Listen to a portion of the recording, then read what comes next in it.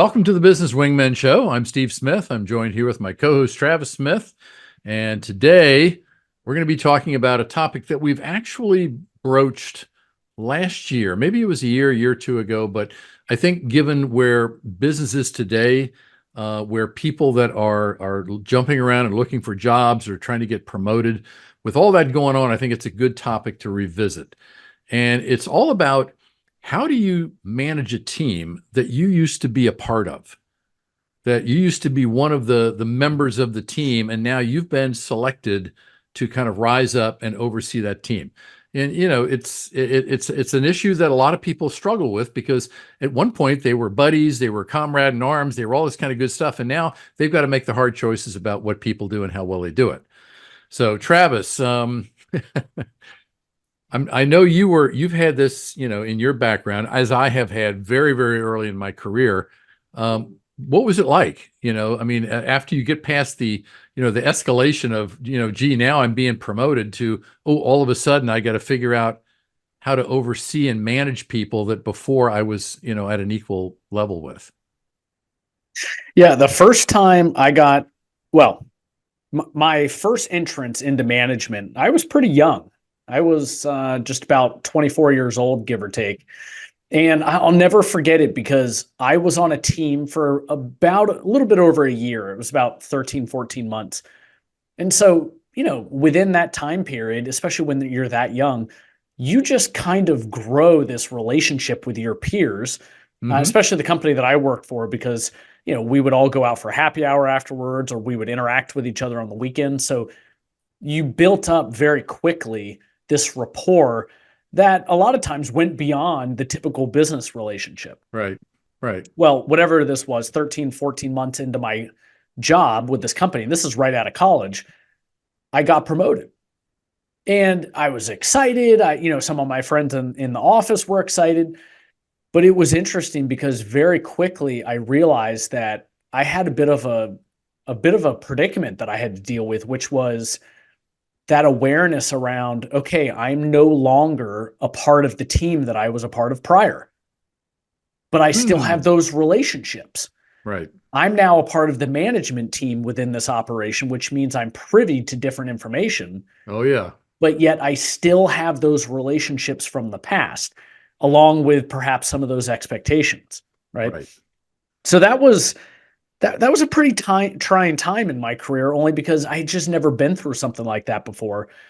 And to maybe just get to the point of where I'm going here is, I actually found myself within the first, call it 4, maybe 5 months of the job, now that I'm in management, being brought into an office with the team that reports to me, who, just maybe 5 or 6 months prior to that were my peers. Right. Basically getting sat down as like a kumbaya kind of, hey, if things don't change, here's what's going to happen type bit.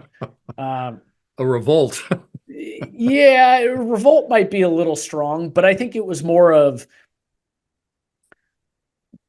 things are different and we're not sure we necessarily like it, and we want to talk with you about it. And to give them credit, they brought it, I guess, to my awareness. And it ended up being a good discussion, but I'll be honest, the first 20 minutes of this chat was not really a chat. It was more of like, hey, you done effed up. Right. All right. So here's my question, because I noticed a similar thing in terms of acceptance or acknowledgement of what had changed. On that team of people, did you find everybody kind of having the same perspective about, you're no longer a team member, you're now our boss? Or did you have some people that along the way might have seen your evolution coming and acknowledged it and just kind of fell in line? No, so the team, it wasn't a big team by any means, but there's about 6 or 7 people on the team. 2 of the people were, if you want to kind of couch it this way, were kind of the ringleaders. They were the ones that were kind of doing all the talking. They were the ones that emotionally were the most invested. Yep. And, kind of the fiery speech. The other 4 to 5 were really more just there, kind of nodding heads, and so what I later found out after this discussion was, it wasn't to say that my behavior had changed so dramatically. It was that what I was struggling with was managing the priorities of my new team, which was management, versus my old priorities and perhaps relationships with the past crew. Hmm. And, you know, perhaps I wasn't doing the best job making that transition and making people feel like either A, they were respected, or B, like I was kind of hearing them. Right. Right. And I think that's important. And that's one of the things we'll inevitably talk about more today, which is when you make that transition for whatever that may be, whether you're coming in as an outsider or it's an internal transition, my the biggest learning opportunity for me going through that personally was building the awareness around what the situation is with the new team, right? Hmm. Because what, for example, what if you come into a new team environment, again, whether you're from the outside or from the inside, and you find out 6 months down the road the reason you're having a problem with one of your employees is because that person was also up for the promotion and didn't get it, Right. right? Right. So They it's got these passed over. Yeah. Yeah, so it's these kind of nuances that I think for a new leader coming in and managing a group, it's really important to take a step back and just learn and listen, right? All right. So one of the things that I think has been going on for probably the last 5 years or more in a lot of mid-size and maybe smaller companies is sometimes the cost of getting new talent from outside is beyond what the company's willing to pay for. Sure. So they have to look internally. And there may not be that perfect person who's just automatically ought to get promoted Right. Friday and start Monday.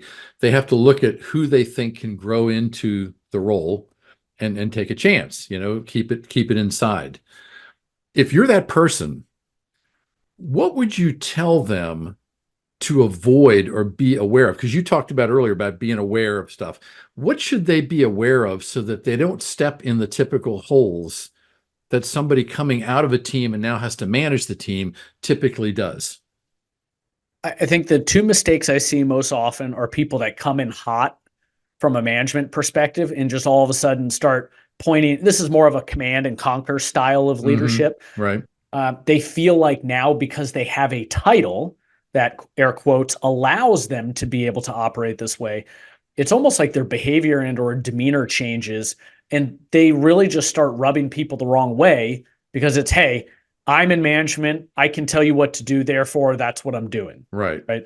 And Yes. they start changing things right away. And what it does is it leaves people with this feeling that I'm not being heard. This person is different. They're operating, not respect, whatever it is, right? I mean, you can kind of go on and on about that kind of stuff. Right. All right. Yeah, I agree with that. Now, on the other side, and I have seen this on occasion too, is where people acknowledge that they got the role and they're getting into it, but deep down inside, protecting the relationships as they were when they were team members is almost more important than ascending into the management role. So they tiptoe around their new responsibility because they don't want to offend the people they're now overseeing. Have you run into that? I have definitely seen that. I just haven't seen it as much as someone gets into management perhaps for the first time and they do this kind of wild cartwheel into management where it's like they forgot what it was like to be an employee, Right. right? That's more what I see.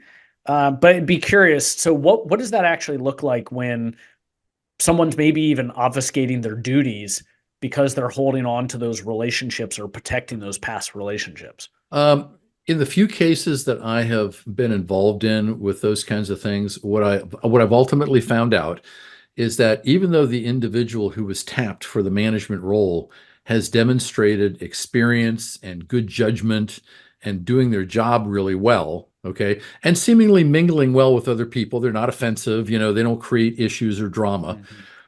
They themselves haven't really bought on to the idea that now they're in a more authoritative role. And that part of the role scares them. And so what they really fall back to is, okay, even though I'm now the manager of the group I used to be a part of, what I really enjoyed about my other role was being a part of the group. And I don't really want to give that up. So I'm going to try to manage these people at the same relationship level I had with them when I was working with them side by side. And what usually crops up that causes that to implode is the people that are being managed start feeling, I don't know if the word disrespected is the right word, but they start feeling like, okay, this person is our manager. They need to act like it. If we're going to put our trust and our faith in what this person is directing us to do, we need to feel like we're reporting to somebody who feels like they're in charge, who's comfortable at that level. And if they're not, then why are they there? And it's amazing how quickly employees can catch on to that. Oh Like yeah, really I like to fast. use the phrase, it's a stinky cologne. It's like everybody can smell that from a mile away, Right, even though it's right under your nose and you can't right, smell it. Uh, yeah, I think there's an important component to, if by chance you're in that moment, or maybe you get feedback that that's going on. In my opinion, one of the best ways to solve that is to either sit the group down or sit people down individually and just have a transparent conversation about, here's what my new role is. I'm in a bit of transition.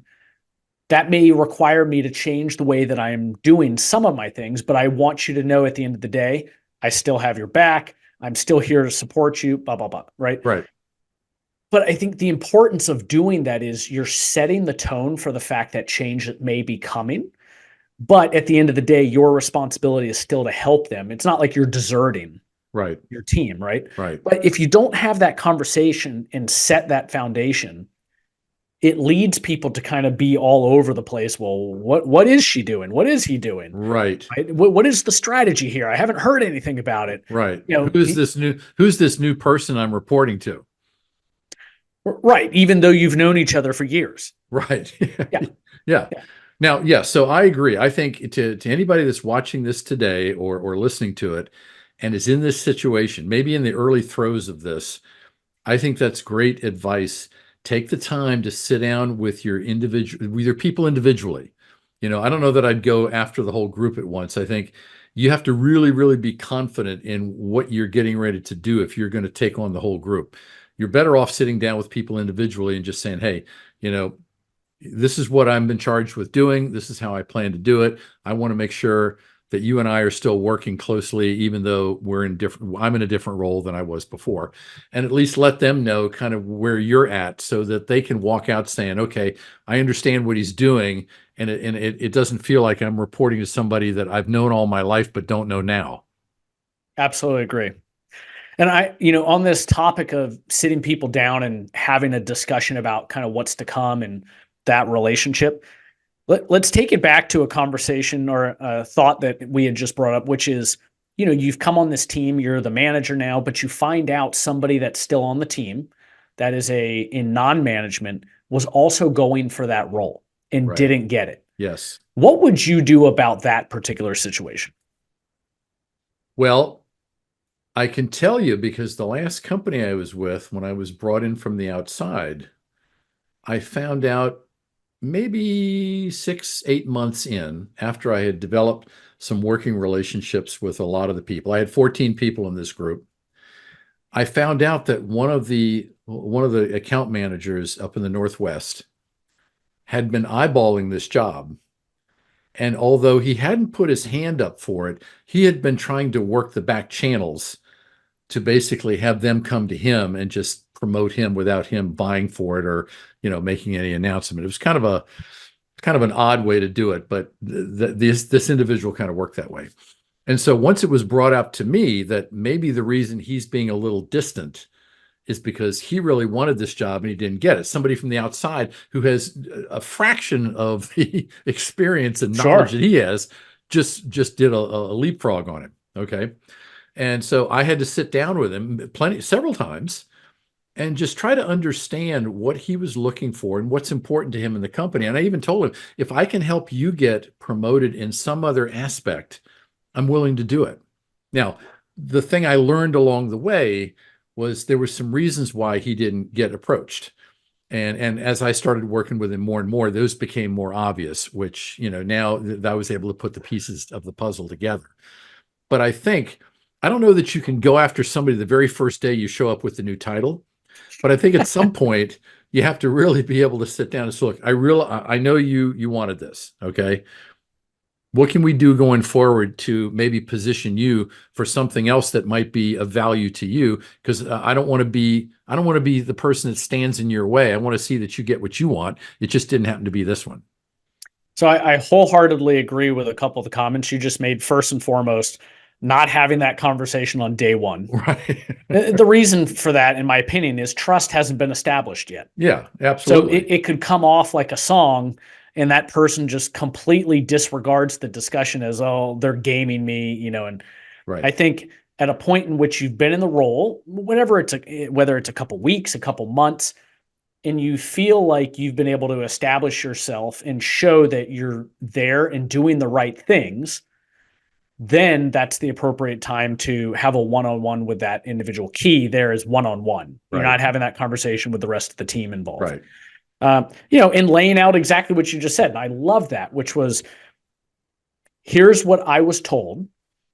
I think where I would start though is, has anybody given you feedback as to why you didn't get the job? Right? Because you have to somewhat validate how much information they know. Yes. Because if nobody, and this happens more often than I think I would appreciate, feedback isn't given. It's just, oh, hey, we picked this other person. We're Right. moving on. Right. Take it or leave it type thing. Right. Yeah. Which is unfortunate, because if we don't give feedback, then how are people supposed to improve? And that does happen. Yeah. It does happen. But then going through that process and almost acting more like a coach, like you just said, and saying, hey, whatever I can do to help get you moving in that direction again, then that's now my job. Right. Right. Right. And I love that. Now, one of the other things I've seen with people who move into these kinds of roles with that kind of past relationship is that at some point, and let's just say 3 to 4 or 5 months in of being in that role, they need to start demonstrating that they themselves are embracing the role. They need to show little signs dealing with the team, with individuals, that they've accepted it and they're working to maximize that new role, not that they're trying to hold off as long as possible to preserve old relationships. And that can happen. And one of the first things that I find when people don't do that, and it's going after what you just said here, is they're reluctant to provide feedback. Maybe that they knew before they became the manager, but most likely now in a managerial role, they're getting input from other parties that they didn't get before. So now they're kind of filling out the whole puzzle, and they're saying, and you know what? This happens quite frequently too. When people are promoted in those roles by the upper management, they're still looked at being kind of unseasoned. They still need to develop. So many times people from 1 or 2 levels above them will come down and say, you need to deal with that. You may not even know what that is, but somebody else has already figured out that because you're now the manager of record, you need to go fix that problem. And that can be a little unsettling for new managers to have to figure out, okay, I don't even know what the problem is, but yet I've got to go address it. And in that situation, you and I have talked about this before in other podcast discussions. One of the worst things you can do is, if for whatever reason you've chosen to go talk with your team, hey, we have this new initiative, or I got to deal with it, is to not take ownership of it in that moment. Yes. One of the worst things you can do is say, well, John, our CEO, told me I have to deal with this. Yes. Right. Right. Yes. Because it just shows people that, yeah, you may have the title, but you really don't belong in your job. Right. You You're don't have certainly the not taking- authority. You Right. just demonstrated that you're a good mouthpiece. Right. Yeah. No, and believe me when I tell you that is sage wisdom for people at multiple levels. I have seen Sage wisdom. Yeah. I've seen people at multiple levels cop to not wanting to deliver a controversial message that they might not have had time to really embrace and put their own arms around and figure out, okay, how am I going to serve this up? They've been given it to them and they got to walk right in and deliver it. And so they even if they don't say, John told me to say this, the way they're serving it up, people can read, this is not them. This is being given, to us through them. And And I so, think yeah, I think that becomes even more challenging when you've transitioned out of a former team and into maybe a higher level management role, right, because those are all the folks that you were chummy with prior, right, potentially, right? right. So you're used to having a certain set of dialogue that might be a little bit more open about the way that your feelings are, and you have to monitor that in your new job. Yes. You know, I hate to say it like this because I don't want it to come off as, you're not being transparent, but you have to have awareness around the type of feelings and emotions that you verbally share with other people because of what we're talking about right now. All right. So to that point, what's one thing that you would recommend to new managers do as it relates to trying to figure out what they need to change about relationships they had with their former team members? Gosh, that's a really good question. So, just to make sure I'm taking that in appropriately. So, you're asking what is it that they're going to have to potentially change about their own behaviors given the past relationships? Yes. Okay. Yes. Uh, I feel like a bit of a broken record here, but I just think it's gaining that awareness, right? Because it's very possible in your new role, maybe you're 6 months in, maybe you're a year in. Some people might not even be aware that they're still doing certain things because that's just how they've always done it prior. And they've Mhm. just not had anybody give them that feedback. So, one of the things I would tell someone in this moment is seek feedback, even if it hasn't been given to you. Mm. Right? Whether that's from executive management, whether that's from somebody on the team, maybe it's a peer cross Right. functionally, Right. right? Because the problem is, and you hear this all the time, leadership is a lonely role. It's like Leadership Island, right? There Is that a are, show? but on Leadership Island, there's this idea of just because you're in management now or maybe executive management, information's not just going to be pouring into you all over the place. Right. Yes, that can happen, but I think more often than not, you actually have to go seek it, and you have to seek it through multiple channels. Because as the story goes, there's your version of the truth, there's my version of the truth, and then there's this little thing called in the middle, Right. right? Yeah. So What's really if going you're on? Right. right, so if you're building all of your information or your awareness through one lens, you may risk getting it wrong. But the assumption there leading up to that is that you've actually gone out and sought the information to begin with rather than just sitting waiting for it come to you. So I think that's probably one of the most powerful things someone who's relatively new in their leadership role, and we'll Right. call it under a year, is to constantly be in a mode of seeking information, whether that's about them, their team, the department, the way that their team is then kind of flexing into the company and the company's missions. Right. Constantly have to be aware of just, are you operating well as a team? How are your people performing? How do they look at you, right? And you don't want to come off as I hate to use this kind of colloquial term, but it's like a thirsty boyfriend, right? Have you ever heard that? Well, It's like, well, no, okay, I'm not even going to go there. I have not heard that term. No. so, it's this idea that it's like, oh, will you please go on a date with me? Or, it's like, you're almost like begging, and in a Right. way, Right. it really is not beneficial for you long term in that No. relationship, but it's the same thing from a management perspective, right? So you have to, in terms of gaining awareness and gaining information, you have to do it in a way that shows that it's a positive thing, not that your confidence is completely shot Right. and Yes. you have no ability to do the job without your past employees telling you what to do, Right. because that's dangerous. All right. So when you're reaching out to these folks, I think, following this kind of awareness, methodology, I think it's really important to sit down and individually assess your prior relationships with each people on your team. Because in most situations, usually you develop a closer friendship with one or two people on the team than the general team. And that leads to people getting into deeper conversations about other people and the company and personal stuff. And at some point, when you rise up to management, those other people aren't willing to let go of that relationship. So they're now going to think that if there's anything going on with the team or the company, they should be the first people to know about it. Absolutely.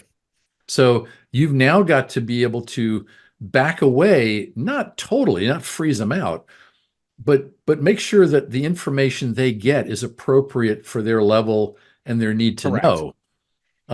The other side of that coin is you're going to have people on your team that now that they see you as the manager, they're going to want to do things that they may not have done before to ingratiate themselves with you, like showing up at your office every 30 minutes to tell about something else that's going on in the department that they know about, but they don't think you know about.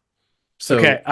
I love that you just brought that up because this was a problem I dealt with in at the time when it happened. Again, I was 24 years old. It's like, what the hell did I know? I mean, I barely know anything today in my early 40s versus 24. But that being said, I constantly had a problem with people coming into my office and wanting to socialize. yeah, And I know how that sounds.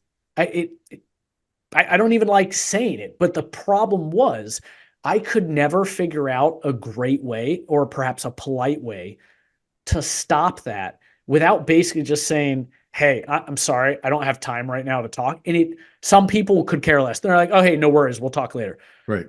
But I pissed some people off Yeah. because what it basically made them feel like is I wasn't willing to hear them, even though what they were coming to talk with me out had nothing to do with work. All right. So, what you just described right there, and if I go back and talk about a little earlier in the show where I was talking about how some new managers are not willing to give up on old relationships as they become now the person overseeing the team. In that situation right there, I think one of the things I would recommend a new manager do fairly quick within the first 90 days is start establishing different boundaries. You have to do that because if you don't, then the team effectively, maybe without them really knowing about it, they basically run roughshod over you and everything you're doing because they don't see a change.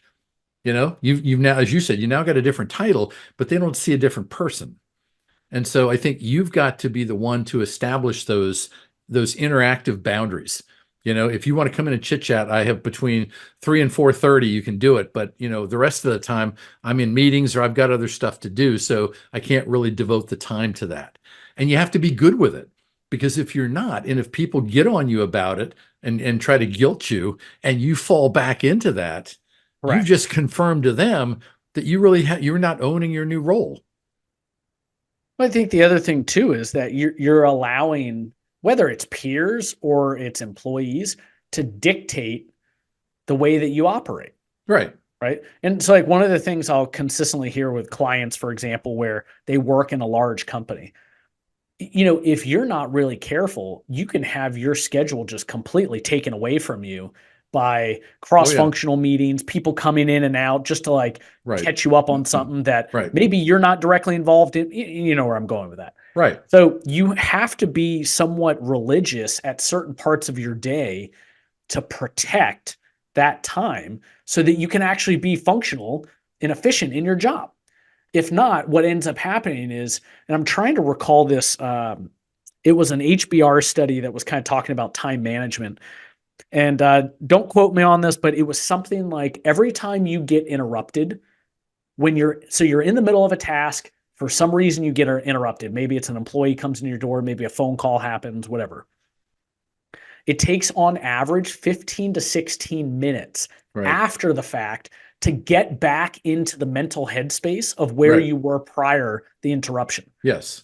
Yes. So just for that piece alone, it is so important to make sure that to the best that you possibly can, managing that. And here's the thing, you just can't be worried about what everybody thinks. And I that is something that I have struggled with over the years, especially when I was early in management was, you know, a lot of us, and I will totally hang my hat here, you want to be liked. Oh, And, sure. and the problem is if you take that too far in one direction, it actually ends up backfiring on you from a management perspective. Right. So you kind of have to hold your ground, right? And be principled in this matter. All right. So you're talking about not letting the team take over your role. Okay. What I'm curious about is the early story that you told about, the intervention, during one of your first management roles. It After kind of that it was kind of was an intervention. Now I should probably admit that, but that's okay. all right. So after that, what changed? What were you willing to think about and adopt differently because you recognized what they were telling you was actually real versus what did you decide to not worry about and just keep on going forward with? I tried listening more. And when we had to do something, rather than me just telling everybody what we're doing, I would put it out for discussion. And Mm, not all the time, but I tried doing that more because then the feedback I got was that people felt they had better buy-in, that I mm, wasn't just telling them what to do now because I had the title. right, And the feedback I got was, well, Travis, you weren't doing that before. We always had a good discussion about it. And even if my idea wasn't accepted, it still was a discussion. right, Right. Now, right, to be clear, you can't do that with everything. But in the opportunities where it is beneficial to get your team's buy-in, your team support, your team's ideas, right, I really do think that's a good use of time, even if it does slow the process down slightly. right. Right. Okay. And I think that that's good. I mean, that tells me, and it should tell everybody listening today that you're going to get feedback. You're going to get it from your team. You're probably going to get it from your boss. At some point, you have to be able to go back and mull that over and decide what you're going to do with it and what you're not going to do with it. And be settled when you make that decision. Don't constantly waver, or nobody around you is going to believe that you're right for the role because you're not decisive in your actions. Right. So I have a fun way to take this topic as we kind of look to close here. We've been, we're about whatever that is, 25, 30 minutes in. So why don't I'm going to put you on the spot if you don't mind. Okay. This will be fun. Yeah, There I'm is waiting for the one, fun to show up. there is one thing that does happen in plenty of companies. Hmm. I saw this myself more times than I could probably count, Hmm. which was two people within a department or a team, whether it was privately or publicly, were having a romantic relationship. Oh God. One of those people ends up getting promoted. So, whether they got promoted within the department or they went to another department, you now have, and whether the relationship is even existing at that moment, right? Hmm. But I'm curious. Let's say you had been in a relationship with someone, a romantic relationship with someone on the same team. But let's also say, that has fizzled out. It's no longer going on, but you two are plenty fine to work next to each other. You're now getting promoted. Do you need to address that now that that promotion has happened? Just like we've talked about with our other employees, right? Right. Maybe this person's on your team. Maybe the company doesn't have a nepotism policy. Right. I know of a company in my industry locally here where that exists. Right. Husband and wife, uncle and aunt, whatever you want to call that, Right. can be the same department. Right. All right. So after hearing the setup that you just put there, knowing that these two people had a relationship, the relationship's not active now, one of the two gets promoted up to a management role that the other one is going to have to report into. Is that kind of the gist of it? Like a Yoda. You did that perfect. All right. So what I would do, I would sit down with both individuals separately to make sure that, in fact, the relationship has come to an end and that it's ended favorably. So I'd get that out of the way. And then I would seek to figure out whether the two individuals can, in their new roles, honor those roles dispassionately as they work in there. And the reason I would do that is because I don't care how clandestine you think you are, somebody else on that team knows about that. Oh, 100%. And so when one person gets promoted, the default perception is going to be this other person's going to get favorable treatment because they used to be in a romantic relationship. And, Bingo. and so if you don't address that up front and make sure that that clearly does not show up in any kind of selection or decision making or anything that would transfer into some kind of treatment later on, you got to dispel it. because if you don't, later on, you're going to have issues that are going to, lead a rug burn to HR. And chances are it's not going to be one of those two individuals. It's going to be somebody else on the team that sees something going down that they don't like. Now, would you take that same strategy if so one of the two people gets promoted, but the relationship still exists? Yeah. In fact, probably what I would do, and again, it would just depend on how much I knew about, every single policy running around the company. I would probably confer with HR. I'd say, look, here's what we've got going on. Maybe this has just come to the surface after the promotion has been given up. They Right. did a really good job of hiding it. So now you got to say, okay, are we breaking any company policy? Let's say they're not. Let's say we don't have a policy on fraternization or relationships or something like that. So the next thing you've got to sit down, I'd sit down with both of them. I wouldn't do them individually. I'd sit down with both of them and say, look, can you guys handle yourself and conduct business and do it without basically advertising that you are in a romantic relationship now? Can you do that? And I would get a commitment from them, because here's what's going to happen. Whereas the other situation, it was probably going to be a third party in the group that has an issue.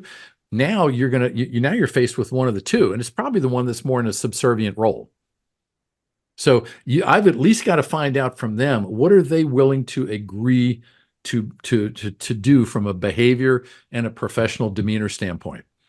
So at least I have something on record that they're aware, that I'm aware, that now this is out in the open. Well, and the interesting thing with the way that you just described that, and by the way, thank you for being my patsy on that fun little excursion.